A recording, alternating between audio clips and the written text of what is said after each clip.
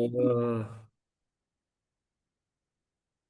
ya, walaupun fisik kita berjauhan, tetapi insya Allah semangat kita sangat dekat ya untuk sama-sama belajar, menuntut ilmu, mengumpulkan bekal sebanyak-banyaknya untuk perjalanan yang kita tidak pernah tahu berapa lama perjalanan itu akan kita lewati.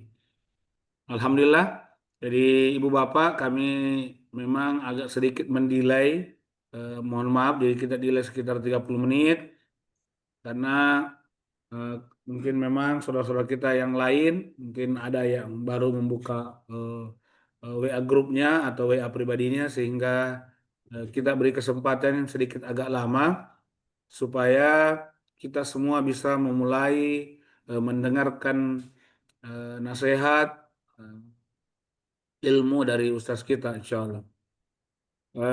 Kami dari manajemen Tamam Tour and Travel mengucapkan selamat Hari Raya Idul Adha. Taqabbalallahu minna wa minkum.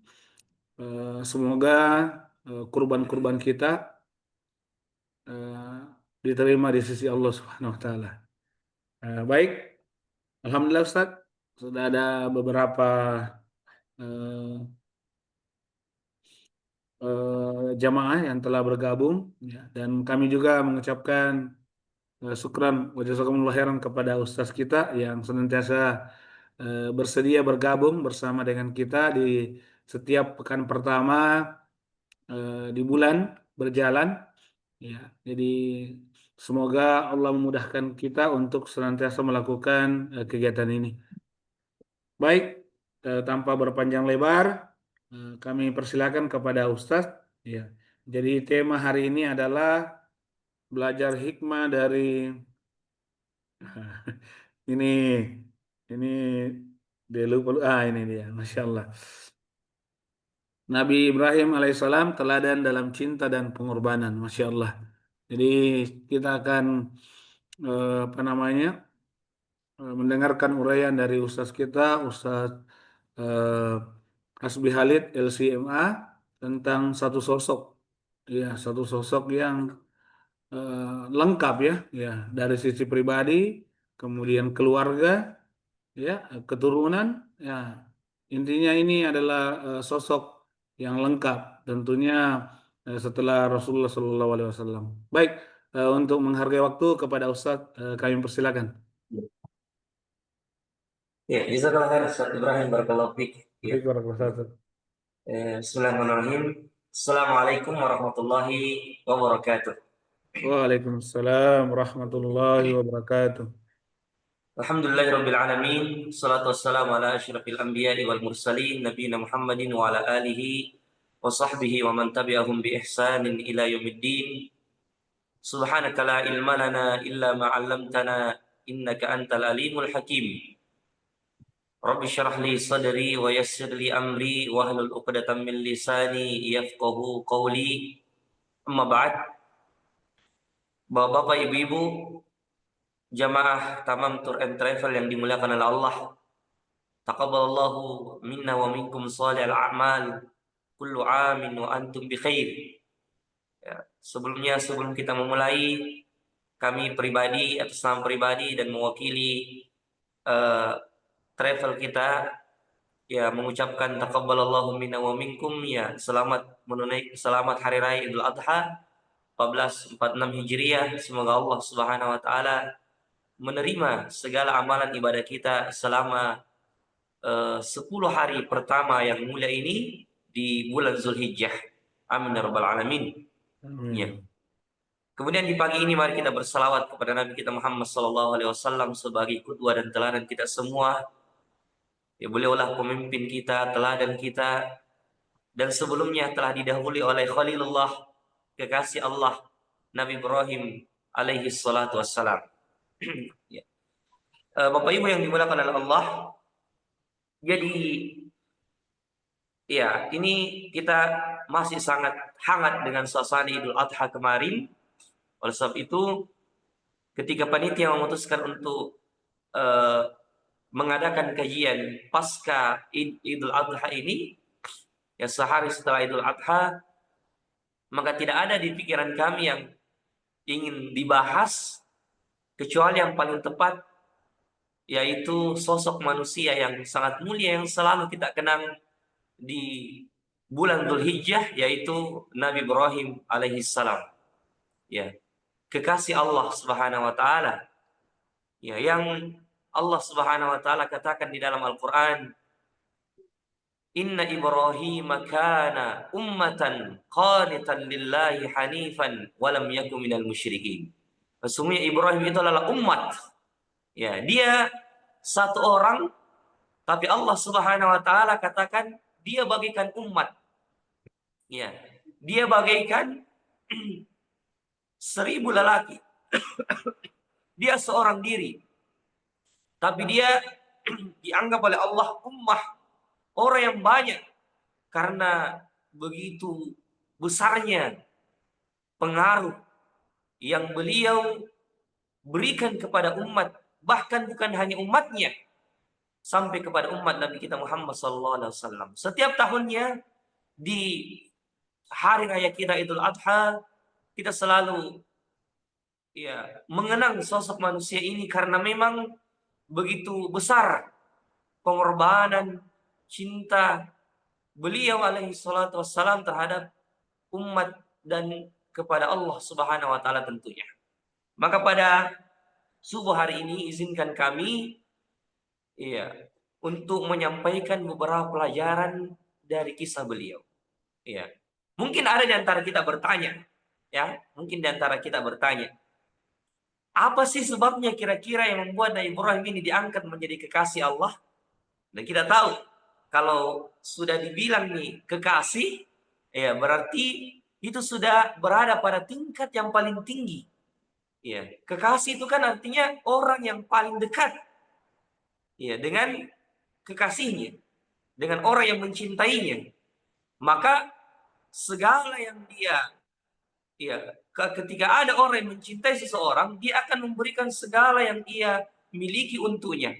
Dia akan memberikan segala yang dia akan mengorbankan segala yang dia punyai untuk kekasihnya. Dan Allah Subhanahu wa taala telah mengangkat Nabi Ibrahim alaihissalam menjadi kekasih Allah karena ada satu rahasia besar yang ada pada jiwa dan diri Nabi Ibrahim alaihissalam yang mungkin tidak dimiliki oleh manusia yang lain. Itulah rahasia tauhid.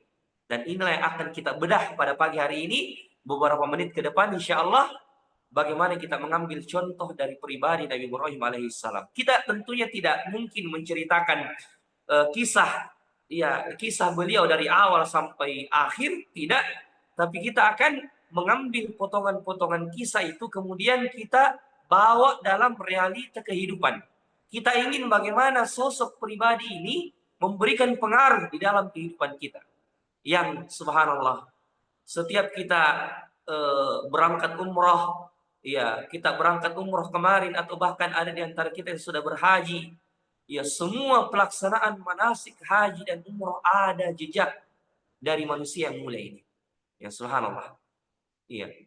Maka izinkan kami untuk menyampaikan pelajaran penting dari apa yang beliau miliki, dari apa yang Allah puji dari diri beliau alaihi salatu wassalam. Pertama, Allah Subhanahu wa taala mengatakan, wa idzi btala Ibrahim rabbuhu bikalimatin fa'atammahun qala inni ja'iluka lin-nasi imama. Allah taala berfirman, wa idzi btala Ibrahim rabbuhu. Ingatlah ketika kami menguji Ibrahim alaihissalam dengan beberapa kalimat. Dan beberapa kalimat di sini menurut penjelasan ulama tafsir adalah perintah-perintah dan larangan-larangan yang dibebankan kepada beliau. Fa'atammahun, lalu beliau menyempurnakan perintah-perintah dan larangan-larangan itu. Tanpa ada rasa berat, tanpa ada rasa protes, tanpa ada negosiasi tawar-menawar di dalam perintah dan larangan Allah tersebut. Maka apa balasan Allah? Qala inni ja'iluka lin-nas imama. Maka kami akan jadikan engkau sebagai imam bagi seluruh alam semesta. Subhanallah. Dan mari kita telusuri sedikit perintah-perintah apakah yang Allah Subhanahu wa taala bebankan kepada beliau sehingga ya Allah Subhanahu wa taala begitu puji beliau di dalam Al-Qur'an. Pertama, ya, tentunya yang paling familiar di tengah-tengah kita adalah perintah Allah Subhanahu wa taala ketika Allah ingin perintah Allah Subhanahu wa taala untuk menyembelih anak beliau sendiri Ismail alaihissalam, yang dari sinilah nanti berawal syariat kurban turun temurun sampai kepada umat Nabi kita Muhammad sallallahu alaihi wasallam. Mari kita perhatikan dan mari kita renungkan. Bapak Ibu sekalian, kalau ada di antara kita yang sudah lama menikah, ya, kemudian lama sekali dia menunggu harapan itu berupa anak. Dan anak merupakan karunia besar, karunia ilahi yang sangat luar biasa yang diberikan kepada manusia. Namun Allah mengatakan, yahabu liman yasha. Ya. Dan Allah mengatakan pula, wa yaj'al may yasha'u aqima. Kata Allah, kami memberikan karunia anak itu kepada siapa yang kami kehendaki. Ada di antara mereka yang diberikan anak laki-laki, ada di antara mereka yang diberikan anak perempuan, bahkan ada yang sama sekali tidak diberikan anak, dijadikan mandul oleh Allah Subhanahu wa taala, dan Allah lebih tahu apa yang Allah berikan kepada hambanya. Iya. Dan bayangkan jamaah sekalian, jika ada di antara kita yang sudah menikah lama, menikah kemudian mungkin sudah mengambil waktu puluhan tahun atau belasan tahun, belasan tahun. Kemudian baru dia dikarunia anak. Iya. Seperti ada keluarga saya kemarin, ya, umur 11 tahun dari pernikahannya baru dikarunia seorang anak. Masya Allah, 11 tahun dia menunggu. Dan bagaimana gembiranya ketika anak itu lahir, kita tidak bisa gambarkan bagaimana kegembiraannya, ya. Ya.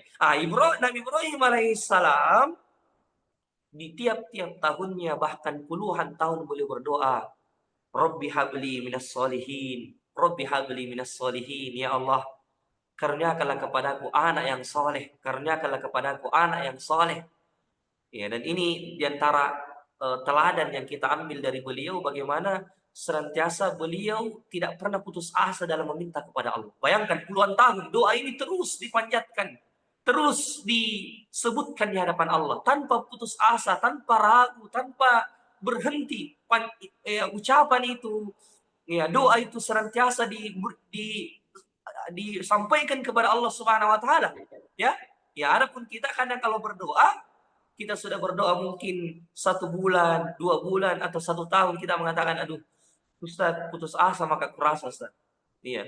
Karena lama saya berdoa tapi tidak dikabulkan, akhirnya kita tinggalkan doa itu. Nabi Ibrahim sampai puluhan tahun, ya, baru doa itu diijabah oleh Allah Subhanahu wa taala ketika beliau berdoa, Rabbi habli minas solihin, ya Allah karuniakanlah kepadaku anak yang soleh. Baru sekitar umur, ya, menurut sebagian penjelasan ulama tafsir, baru ketika umur 80-90 tahun dikaruniai Ismail alaihissalam. Subhanallah. Iya. Jadi 80 tahun, 90 tahun, bayang ini sudah umur tua. Kalau di umat Nabi Muhammad SAW ini sudah umur tua. Iya. Tapi jika Allah Subhanahu wa taala menghendaki, tidak ada yang mustahil. Ini pelajaran pertama yang bisa kita ambil dari seorang Ibrahim alaihissalam yang tidak pernah putus asa dalam berdoa kepada Allah. Ya, subhanallah. Ini kekasih Allah loh Bapak Ibu sekalian. Bayangkan ini kekasih Allah. Tapi Allah baru kabulkan permintaannya nanti di puluhan tahun. Iya. Bahkan kata ulama kita, ada mungkin di antara kita yang berdoa tapi dia tidak melihat ijabah jawaban doanya di dunia, tapi nanti anak-anaknya yang rasakan doa dan jawaban dari doa dan permintaan tersebut. Karena bukan perkaranya kita sekedar meminta kepada Allah, bukan perkaranya doa kita dijawab oleh Allah, karena ya doa itu sendiri yang kita panjatkan merupakan suatu kebaikan, ya. Iya. Tapi Umar bin Khattab mengatakan, aku tidak peduli bagaimana doaku dijawab, kapan doaku dijawab, tapi yang aku pedulikan adalah bagaimana dulu Allah memberikan taufik untuk saya berdoa, itu dulu. Ya. Iya, bagaimana dulu agar Allah memberikan taufik saya berdoa, karena ketika Allah memberikan saya taufik untuk berdoa, doa itu sendiri sudah menjadi pundi-pundi tabungan untuk saya petik hasil di akhirat kelak. Kan kalau kita berdoa, tiga kemungkinannya Bapak Ibu sekalian. Pertama langsung dikabulkan di dunia, atau kalau bukan ini ditunda dan diberikan di akhirat, dan ini lebih utama lagi. Ya, doa yang kita panjatkan tidak dikabulkan oleh Allah di dunia, diberikan kebaikan besarnya nanti di akhirat ketika kita mengharap kepada Allah. Iya, tapi atau kalau bukan yang kedua ini, pasti yang ketiga. Allah Subhanahu wa taala mengganti dengan yang lebih baik. Kita minta rezeki, kita minta kendaraan, tapi Allah mungkin tidak memberikan, tapi Allah mengganti dengan mungkin diselamatkannya kita dari mara bahaya dan kecelakaan. Misalnya ada orang yang ya ditakdirkan atau dicatat sudah akan mendapatkan kecelakaan pada hari tertentu. Tapi dia berdoa kepada Allah. Berdoa kepada Allah, meminta rezeki, meminta sesuatu, namun itu tidak dikabulkan oleh Allah. Dan sebagai gantinya, hari ketika dia dicatat, ditakdirkan kecelakaan, ditakdirkan mendapat keburukan, Allah tidak jadikan itu, ya, karena Allah lebih tahu apa yang Allah berikan untuknya. Tidak dikabulkan permintaannya, tapi Allah ganti dengan cara yang lain. Ya, subhanallah. Inilah tiga bentuk cara Allah mendengarkan doa kita. Ya, jadi saya kembali sebelum berpanjang lebar. Jadi pelajaran pertama yang diambil dari Nabi Ibrahim alaihissalam, rasa putus asa yang tidak pernah hilang.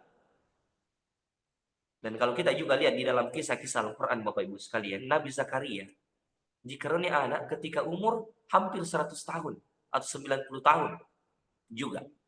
Ya, istrinya sudah dicap mandul. Ya, tapi Allah mengatakan ada kisah yang lebih ajaib lagi dengan itu. Ya, kalau Nabi Zakaria dikaruniai anak di umur tua, Nabi Ibrahim alaihissalam dikaruniai anak di umur tua, ada yang lebih ajaib daripada itu. Apa itu? Nabi Isa alaihissalam yang dia adalah seorang anak yang lahir dari seorang ibu yang tidak pernah disentuh laki-laki. Anak yang lahir tanpa bapak. Dan ada lebih ajaib lagi. Nabi Adam alaihissalam yang tidak memiliki ibu dan bapak. Di sini Allah ingin berpesan kepada kita bahwasanya, dan Al-Quran ingin berpesan kepada kita bahwasanya dalam berharap, dalam berdoa, jangan pernah merasa ragu dan merasa mustahil dan sudah tidak dikabulkan lagi. Karena Allah Maha mendengar doa-doa yang kita ijabah. Kita kembali. Ya. Ketika Nabi Ibrahim alaihissalam dikaruniai anak Ismail alaihissalam, subhanallah. Ya. Anak itu tumbuh menjadi belahan jiwa dari Nabi Ibrahim alaihissalam dan sudah mulai mencapai usia mudanya, remajanya. Yang Allah katakan, "Falamma balagha ma'ahu as-sa'ya qala ya bunayya inni ara fil manam." Falamma balagha ma'ahu as-sa'ya. Ketika Ismail sudah mencapai umur yang sudah dirasakan manfaatnya oleh Nabi Ibrahim alaihissalam. Jadi jangan kita menganggap ketika perintah Allah menyembelih Nabi Ismail itu datang, Nabi Ismail masih bayi atau Nabi Ismail sudah besar, masih belasan tahun, baru dirasakan manfaatnya oleh Nabi Ibrahim, dan lagi menjadi penyejuk mata dan hati bagi Nabi Ibrahim, sudah mulai dirasakan, baru mulai dirasakan manfaatnya. Ya. Baru mulai dirasakan manfaatnya. Apaan, saya minum dulu. Ya. Baru mulai dirasakan manfaatnya oleh Nabi Ibrahim alaihissalam, datanglah perintah itu. Subhanallah, Allah katakan, "Falamma balagha ma'ahu as-sa'ya qala ya bunayya inni ara fil manami anni adbahuka fanzur mata tara." Ketika Ismail sudah mencapai usia yang belia, sudah mulai dirasakan manfaatnya. Bayangkan ya, anak yang diharapkan bertahun-tahun, kemudian begitu besar rasa cinta Nabi Ibrahim ketika dia sudah lahir. Ya, ketika dia sudah lahir, Bapak Ibu sekalian. Kemudian anak itu mulai tumbuh dan lebih dicintai lagi oleh Nabi Ibrahim karena apa? Bertambah cintai Nabi Ibrahim karena anak itu sudah mulai dirasakan manfaatnya oleh Nabi Ibrahim. Kan kalau anak kita masih bayi, kita masih capek, masih capek mengurusnya. Iya, karena mungkin anak itu masih, istilahnya dalam tanda kutip masih menyusahkan kita, seperti itu. Ya, kita masih capek dalam mengurusnya. Tapi kalau sudah mulai dewasa, sudah bisa disuruh-suruh, sudah bisa ya sudah masya Allah, ya sudah menjadi, sudah dirasakan manfaatnya. Datanglah mimpi itu, Bapak Ibu sekalian. Iya. Allah katakan, sembelih anakmu. Iya. Datang perintah dari langit, sembelihlah anakmu. Awalnya Nabi Ibrahim alaihissalam ya menyangka ini hanya mimpi atau bahkan dari syaitan. Tapi setelah mimpi ini datang 3 kali dan mimpi para nabi itu adalah wahyu dari Allah, maka barulah Nabi Ibrahim yakin bahwa ini betul-betul perintah dari Allah. Dan coba perhatikan, apakah Nabi Ibrahim mengatakan, ya Allah, kenapa harus perintah ini? Ya Allah, kenapa harus anakku? Ya Allah, bisakah diganti dengan perintah yang lain? Tidak ada tawar-menawar, tidak ada negosiasi, tidak ada. Bahkan Nabi Ibrahim tanpa tanya, tanpa menyanggah, tanpa argumen, tanpa membantah, Nabi Ibrahim mengatakan, sami'na wa ata'na. Saya taat ya Allah dan saya dengar. Ya. Dan subhanallah, ini bisa kita bayangkan bagaimana pengorbanan yang sangat besar itu, Bapak Ibu sekalian. Inilah yang memuliakan Nabi Ibrahim alaihissalam. Ya, ya tidak ada orang yang mau rela menyembelih anaknya. Dan kita bisa bayangkan, andaikan Nabi Ibrahim, andaikan Allah Subhanahu wa taala yang mematikan langsung Ismail, Allah katakan kami matikan saja Ismail, ya. Ya mungkin masih lebih ringan bagi Nabi Ibrahim. Ya, tapi ini ya kamu yang harus sembelihnya, kamu yang harus memotongnya dengan pisau. Bayangkan kalau kalau itu terjadi, ya Nabi Ibrahim adalah orang yang menjadi sebab dengan tangannya sendiri membunuh anaknya. Andaikan itu terjadi, bayangkan. Dan begitu kita bisa bayangkan begitu berat keadaan pada saat itu, Bapak Ibu sekalian. Begitu berat, dan disinilah betul-betul diuji antara cinta Nabi Ibrahim kepada Allah, perintah Allah, dan kepada anaknya. Nah, inilah juga hikmahnya mengapa ujian itu datang dalam model seperti ini, disuruh menyembelih anaknya. Berkata sebagian ulama tafsir bahwasanya tatkala dua cinta itu bertemu di dalam hati Ibrahim alaihissalam, dan Allah selama ini melihat bagaimana kecintaan yang besar Nabi Ibrahim alaihissalam kepada Allah tatkala belum dikaruniai anak. Dan anak merupakan bagian dari jiwa manusia yang ada ruang di dalam hatinya untuk memberikan cinta itu kepada anaknya. Ya, dan ini tidak salah, ini tidak tercela. Semua kita pasti ada ruang di dalam jiwa kita, ruang yang paling besar, ya, menaruh cinta kepada anak-anak kita. Ya, kalau ada orang tua tidak cinta anaknya, berarti masih dipertanyakan imannya. Ya, semua orang tua tidak ada yang tidak cinta kepada anak begitu besar. Makanya Allah katakan, tatkala istri-istri kalian, anak-anak kalian, rumah-rumah kalian, bapak-bapak kalian, saudara-saudara kalian, perdagangan kalian, rumah-rumah kalian bangun, lebih kalian cintai daripada Allah dan Rasulnya, dan berjuang di jalannya, ketahuilah, Allah memberikan kalian tangguh. Dan pada akhirnya jika kalian terlalaikan dengan itu semua, dari mengingat Allah, dari berjuang di jalan Allah, dari membela agama Allah, Allah Subhanahu wa taala akan menjadikan itu semua sebagai musuh-musuh yang akan merugikan kalian. Allah katakan, ya ayyuhalladzina amanu inna min azwajikum wa auladikum aduwwan lakum. Wahai orang-orang yang beriman, sebagian di antara istri-istri kalian dan anak-anak kalian musuh bagi kalian. Maksudnya musuh, dia menjadi sebab kita lupa kepada Allah. Ya, contoh kecil saja. Ketika kita ingin bersedekah, semoga tidak ada ibu-ibu atau istri-istri dari di sini yang seperti ini ya. Ketika ada suaminya mau bersedekah, istrinya mengatakan, pokoknya anak tak belum dibelikan misalnya. Masih ada kebutuhan rumah belum dipenuhi. Akhirnya suaminya tidak jadi bersedekah.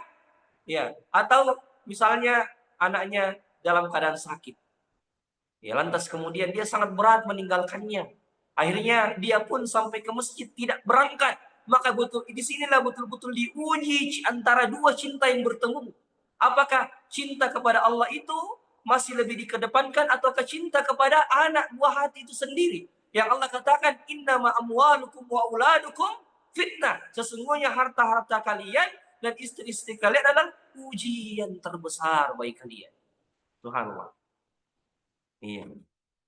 Maka inilah hikmahnya, kata ulama kita, ketika Nabi Ibrahim alaihissalam diuji dengan model seperti ini, bahkan dia harus dengan tangannya sendiri dia sembelih anaknya, karena Allah betul-betul ingin mengangkat beliau dan menguji, mengetes sampai di mana ketundukan beliau kepada Allah, dan beliau berhasil melewati ujian itu. Dan inilah pengorbanan dan ketundukan total kepada Allah. Ya, bayangkan. Iya. Ketika anaknya sudah dibaringkan, ya, anaknya sudah dibaringkan, ya, dan dia sudah siap mengasah pisaunya. Bahkan sebagian ulama tafsir menceritakan anaknya ditelungkupkan, ya, ditelungkupkan ke bawah. Ya, istilah orang Bugis, ya, dikasih mumpang nih.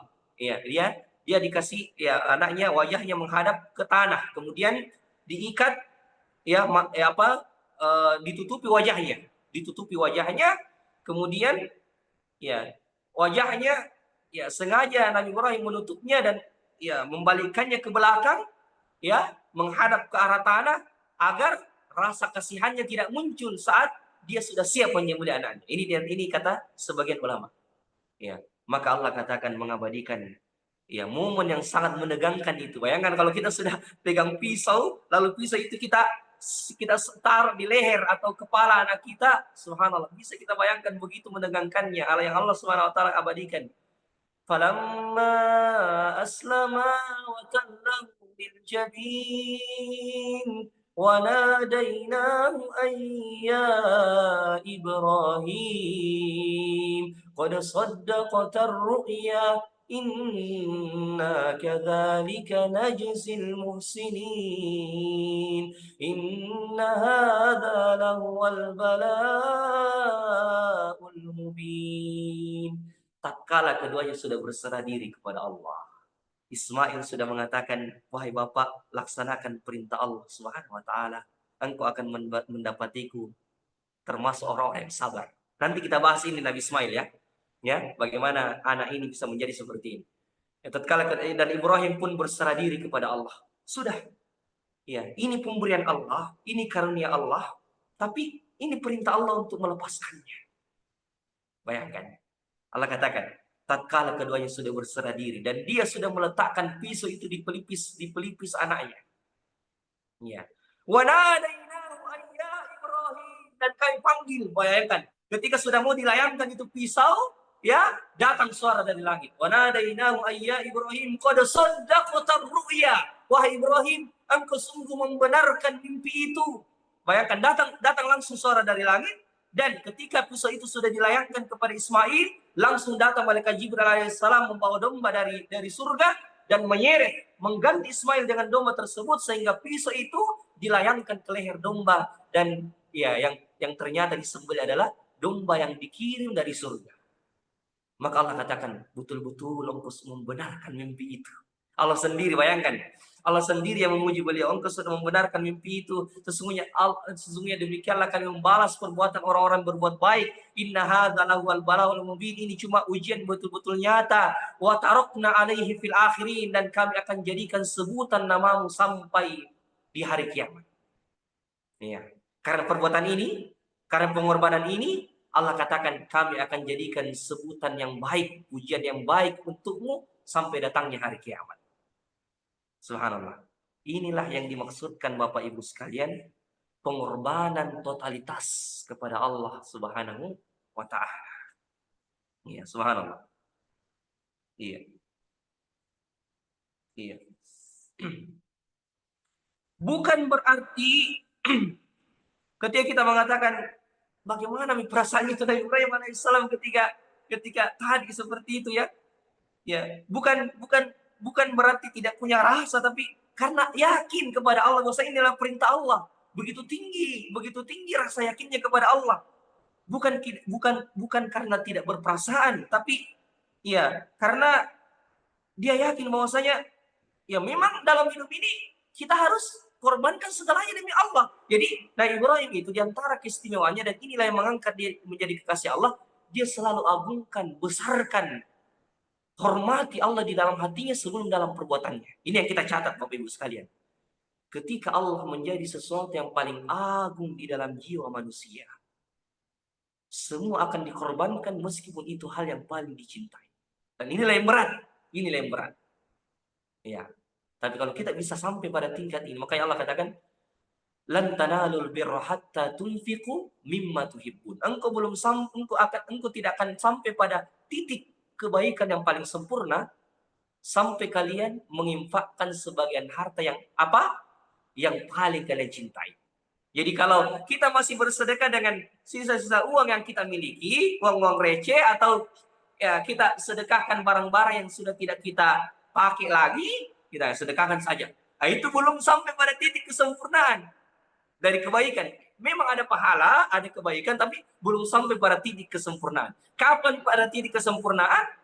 Kalau kita bisa menginfakkan sesuatu yang sangat jiwa kita cintai. Disitulah apa? Disitulah titik kesempurnaan dari kebaikan, Bapak Ibu sekalian. Iya, seperti itu. Dan di sini ketika kita melihat bagaimana pengorbanan dari Nabi Ibrahim alaihissalam tatkala menyembelih anaknya itu, iya, iya. Ada beberapa hal yang bisa kita tarik menjadi kesimpulan. Iya, bahwasanya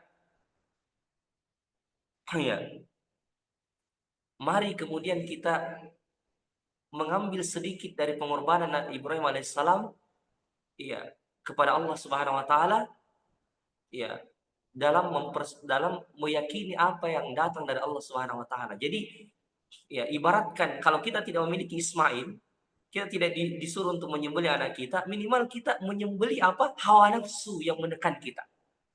Ya, menyembelih hawa nafsu kita. Kenapa? Karena inilah yang yang menjadikan kita selalu lalai dan ragu dalam kebenaran. Hawa nafsu yang terus diikuti, hawa nafsu yang terus membawa kita, menyeret kita sehingga kita tidak yakin akan perintah Allah Subhanahu wa taala. Iya. Maka ketika kita seorang pegawai, Bapak Ibu sekalian, di antara bentuk pengorbanan itu terhadap hal yang kita cintai, ya, untuk Allah Subhanahu wa taala, contoh kecilnya bagaimana kita sebagai seorang pegawai menolak suap, ya, ya, demi menjaga integritas diri kita. Kita ini kan seorang pegawai, kita ini diberikan amanah oleh Allah, dan pekerjaan yang Allah berikan kepada kita adalah amanah. Amanah, nikmat. Maka jangan khianati amanah dan nikmat dari Allah dengan kita menerima uang-uang suap, sogokan, dan sebagainya. Dan itulah ketundukan dan pengorbanan. Contoh kecil juga, seorang ibu yang harus merelakan karirnya di luar.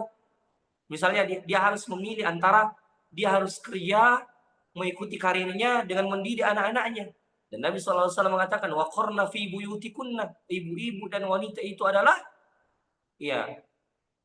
madrasah bagi anak-anaknya di rumah. Maka siapa di antara ibu-ibu yang rela merelakan karirnya, kemudian dia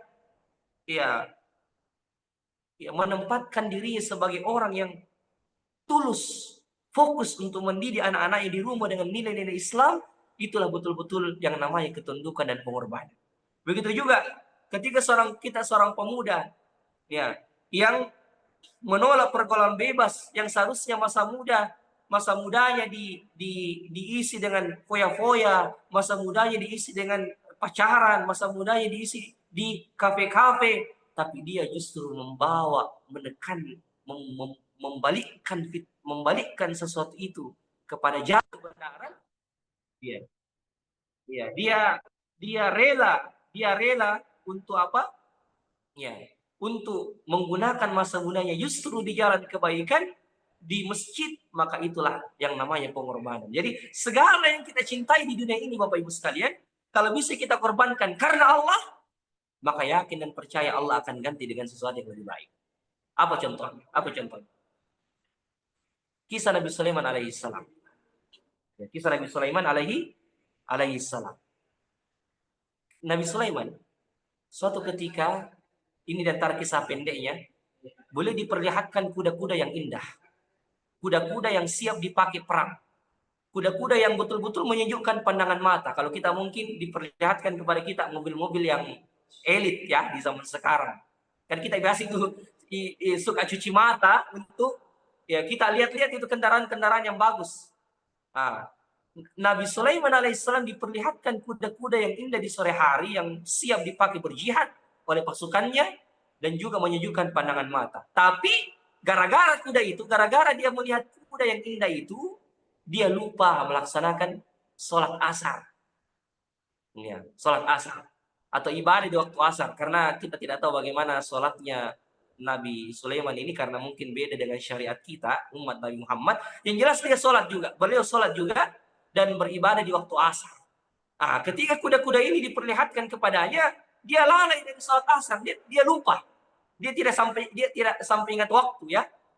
Maka tatkala matahari telah terbenam, begitu menyesalnya Nabi Sulaiman alaihissalam karena lupa melaksanakan sholat asar. Maka apa yang terjadi? Allah katakan dan mengabadikan kisahnya.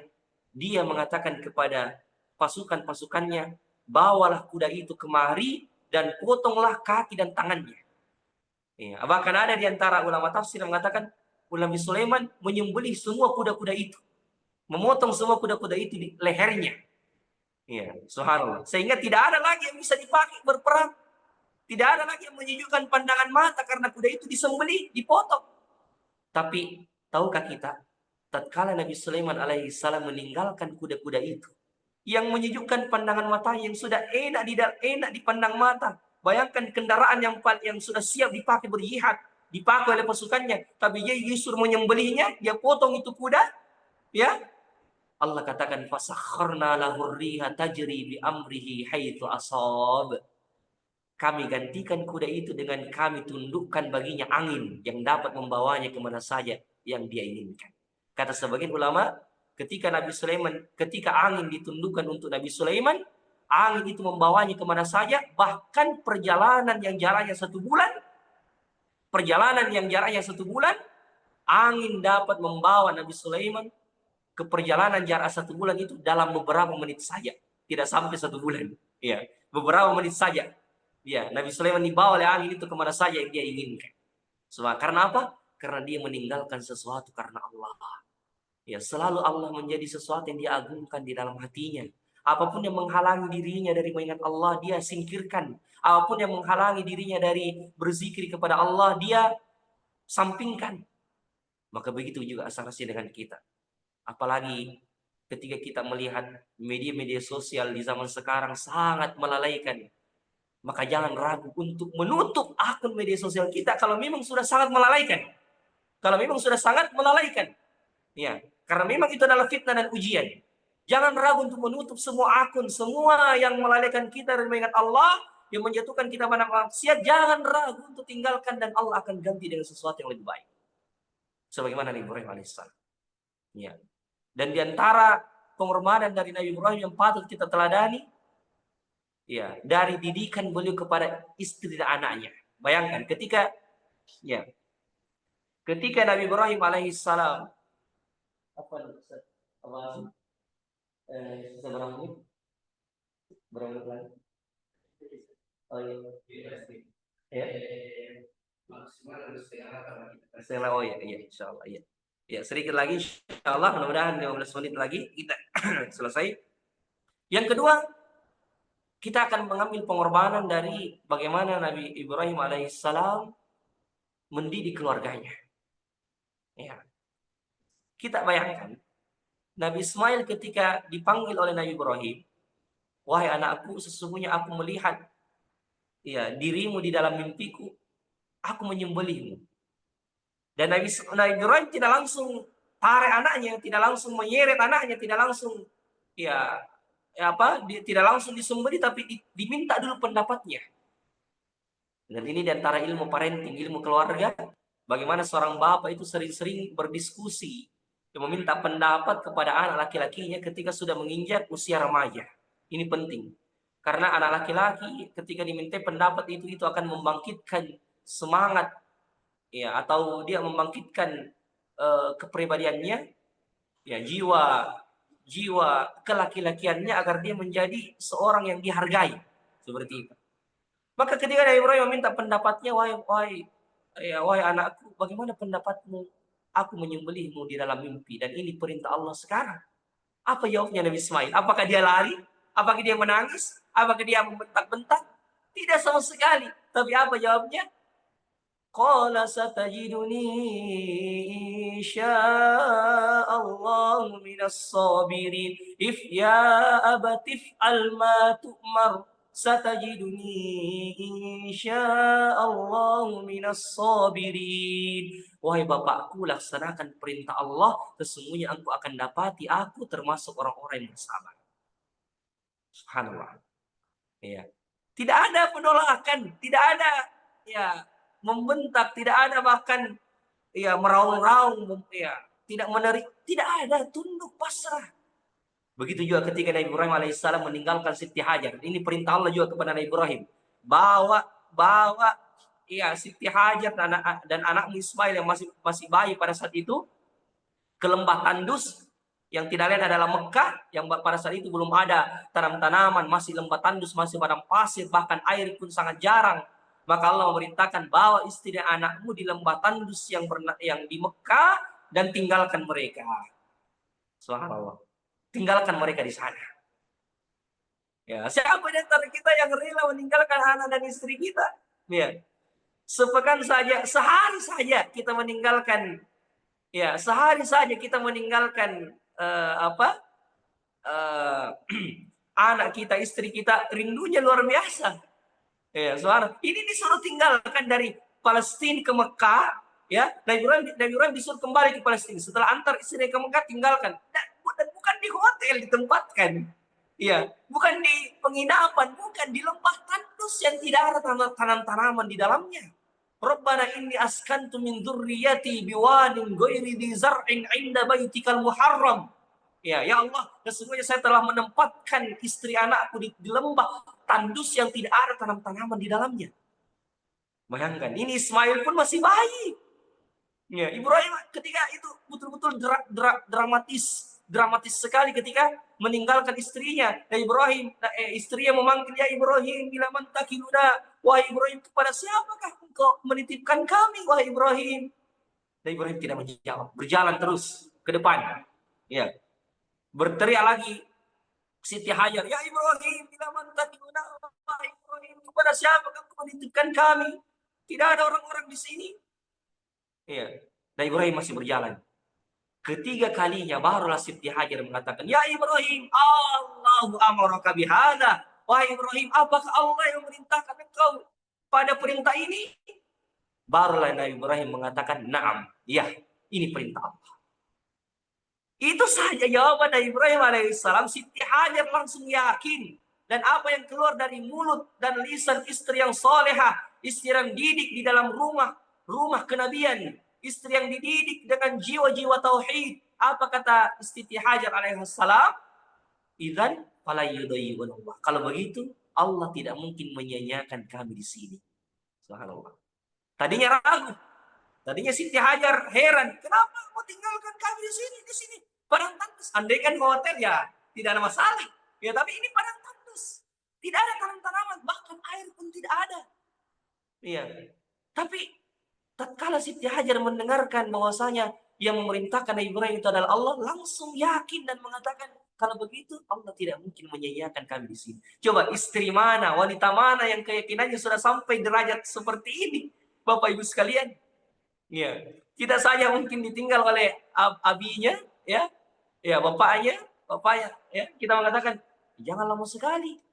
Ya, ini anak-anak perlu diurus dan sebagainya, dan seperti itu.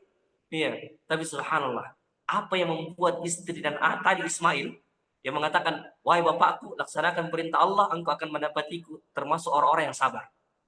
Istrinya Siti Hajar ketika ditinggalkan mengatakan, kalau Allah yang memerintahkan engkau melakukan perbuatan itu, Allah tidak mungkin menyayangkan kami di sini. Bagaimana ini semua bisa terbentuk ini pribadi-pribadi seperti ini? Kalau bukan karena pendidikan nilai-nilai tauhid yang suami, ayah, kepala rumah tangga ajarkan kepada anak-anaknya. Ini penting.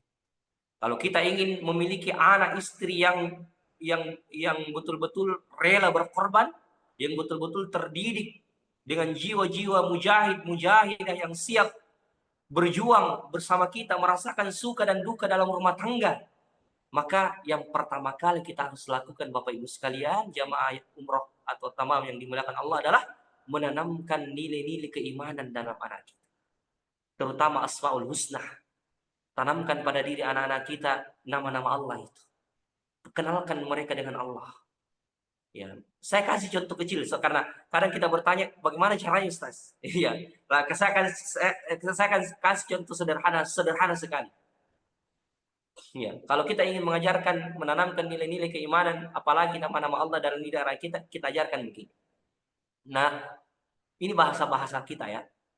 Nah, misalnya dia menghadapi ujian nasional atau ujian sekolah, kita berpesan malamnya, di malam ujian kita mengatakan, nah, itu semua teman-teman tanah, iya, ada kesempatannya menyontek, ada kesempatannya dapat nilai yang bagus. Tapi, iya, kalau dia menyontek, dia akan dapat nilai yang bagus. Iya, tapi abah sama umi, bapak sama mama tidak mengharapkan nilai yang bagus, tidak terlalu mengharapkan.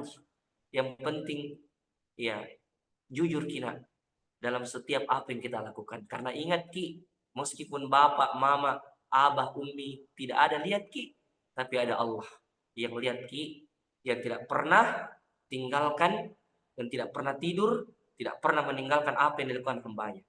Kalau abah sama umi tidak lihat Ki, nak, Allah yang lihat Ki, malaikat yang catat Ki, kita akan mendapatkan nanti kerugian yang besar.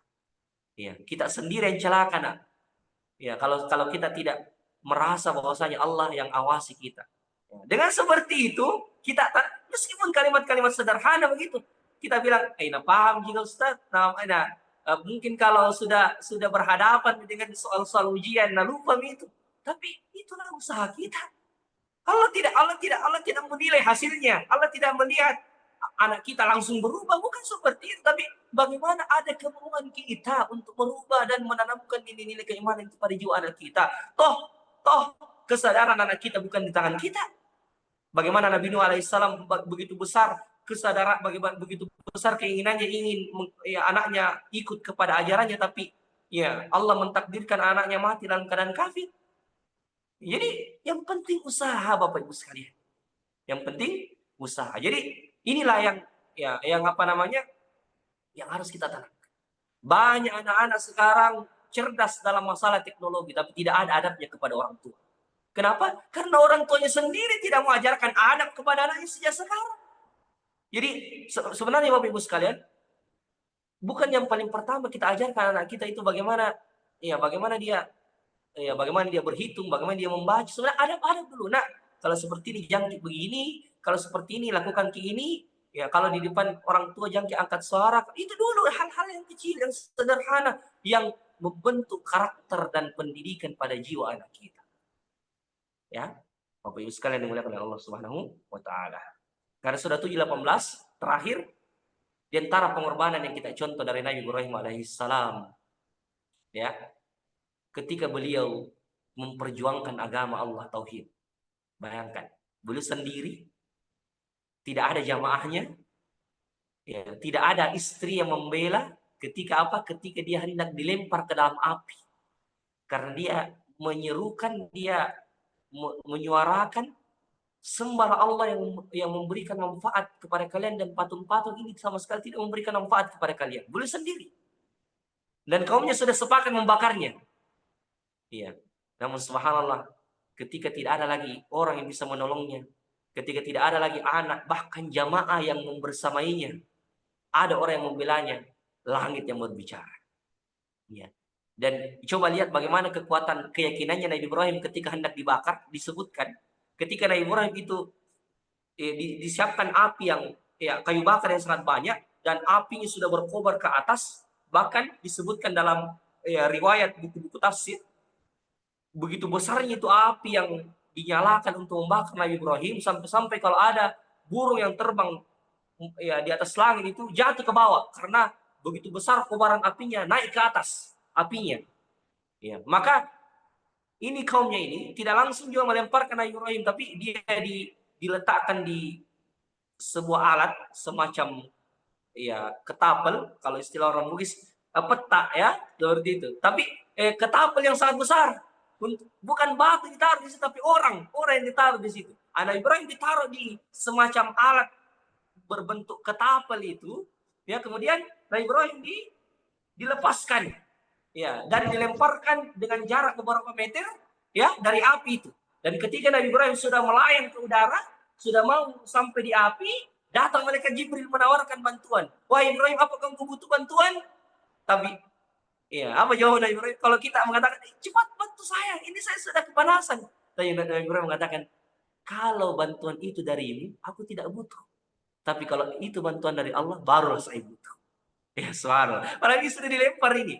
Ya, begitu besar keyakinan Nabi Ibrahim. Maka ketika Nabi Ibrahim mengatakan hasbi Allah wa ni'mal wakil, cukuplah Allah bagiku dan dia sebaik-baik penolong, Allah berikan jalan keluar yang tidak kita sangka-sangka. Allah katakan, "Qulna ya naru kuni bardan wa salaman ala Ibrahim."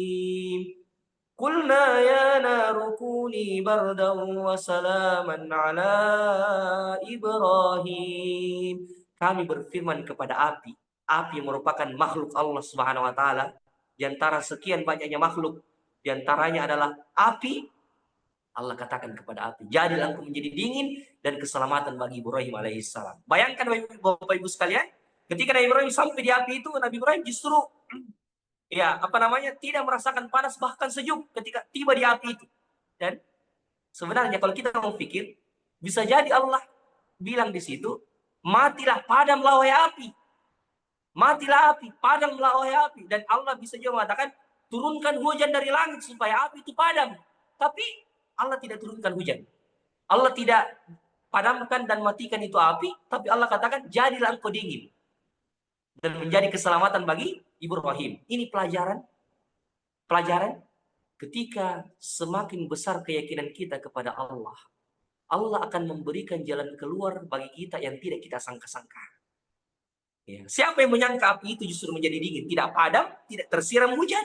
Tapi Allah sengaja jadikan api itu menjadi sejuk, tidak padam, tidak tersirami hujan, ya, karena Allah ingin menjelaskan kalau engkau besar keyakinanmu kepada aku, jalan keluar yang aku berikan kepadamu dalam masalahmu, dalam ujianmu, tidak engkau sangka-sangka. Tidak engkau sangka-sangka. Siapa? Nabi Ibrahim sendiri pasti tidak menyangka itu api menjadi dingin. Ya, mungkin di pikirannya Nabi Ibrahim, api itu akan padam atau api itu akan disirami air hujan. Tapi tidak, jalan keluarnya beda. Ya, caranya Allah menyelamatkan beda. Cukup api itu tetap berkobar tapi menjadi dingin. Ya, dari Allah SWT. Dan begitu pun setiap kita harus kita yakin kalau Allah Subhanahu wa taala mampu mengatakan kepada api, jadilah dingin, yang di pikiran kita tidak mungkin api itu menjadi dingin, tapi dengan kehendak Allah, kun fayakun, maka masalah pun yang kita hadapi, pasti Allah lebih mudah mengatakan, wahai masalah, jadilah engkau menjadi mudah. Ya, wahai masalah, lepaslah dari diri hambaku. Ya, subhanallah. Itu keyakinan dan pelajaran yang kita ambil dari sosok Nabi Ibrahim alaihissalam. Karena keyakinannya, karena imannya kepada Allah yang begitu besar, Allah berikan jalan keluar yang tidak disangka-sangka oleh beliau. Barakallahu fikum wa jazakallahu khairan. Mungkin ini saja taklim kita pada subuh hari ini. Terima kasih banyak atas semua peserta yang telah hadir. Mudah-mudahan Allah Subhanahu wa taala menjadikan kita hamba-hamba yang selalu beriman dan yakin kepadanya, dan Allah Subhanahu wa taala menjadikan kita sebagai hamba yang taat, penuh pengorbanan dalam ketaatan kepada Allah Subhanahu wa taala. Subhanakallahumma rabbana wa bihamdik, asyhadu an la ilaha illa anta, astaghfiruka wa atubu ilaik. Akhiru da'wana alhamdulillahirabbil alamin. Assalamualaikum warahmatullahi wabarakatuh. Waalaikumsalam warahmatullahi wabarakatuh. Alhamdulillah, Ustaz. Ibu bapak jamaah, alhamdulillah pada pagi hari ini kita mendapatkan begitu banyak manfaat dari kisah yang diangkat oleh Ustaz kita pada pagi hari ini, dan semoga kita bisa menjadikan Nabi Ibrahim bersama keluarganya sebagai contoh bagi kita dan bagi keluarga kita, insya Allah. Kami tidak membuka kesempatan tanya jawab pada kesempatan kali ini, mengingat tadi kita sudah molor 30 menit dan Ustaz kita ada agenda yang beliau harus hadiri. Insya Allah Ibu Bapak kita akan kembali melakukan taklim online pada hari Sabtu 2 pekan ke depan atau tepatnya pada tanggal 21 Juni. Jadi pada tanggal 21 Juni insya Allah kita akan kembali taklim subuh pukul 6 insya Allah. Mari kita menjaga niatnya kita untuk tetap konsisten mengikuti taklim ini dan mengajak juga teman-teman kita sesama alumni umroh dari Tamam Travel untuk bergabung bersama kita.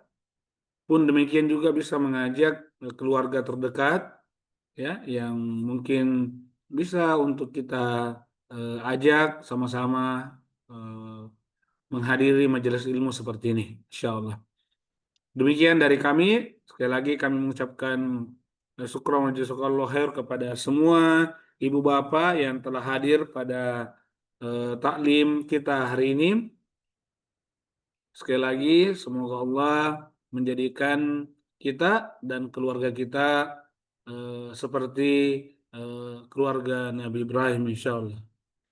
Kepada tim, kami ucapkan terima kasih, syukran, wa jazakumullah khairan atas usahanya, ya, yang menyiapkan segala hal sehingga kegiatan ini bisa tercapai, walaupun hari